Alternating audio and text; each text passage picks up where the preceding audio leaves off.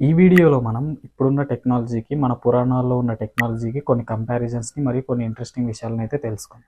ఇప్పుడు మనం చూస్తున్న ఏరోప్లేన్‌లు, హెలికాప్టర్‌లలాగే రామాయణంలో రావణాసురుడి దగ్గర ఒక పుష్పక విమానం ఉండేదని అందరికీ తెలిసిన విషయమే. అయితే ఆ పుష్పక విమానం ఏ ఇంధనం లేకుండానే ఎగరగలదని, ఎక్కడికైనా వెళ్ళగలదని ప్రాచీన విమానిక శాస్త్రం అనే గ్రంథంలో వివరించారు.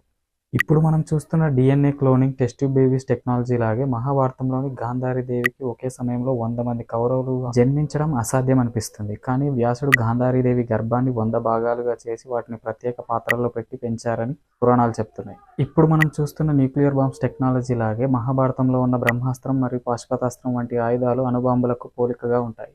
అవి భూమిని ధ్వంసం చేసి, వాతావరణాన్ని పాడు చేసి, భయంకరమైన శబ్దాలు, ప్రకంపనలు పుట్టించేవని వర్ణించబడింది.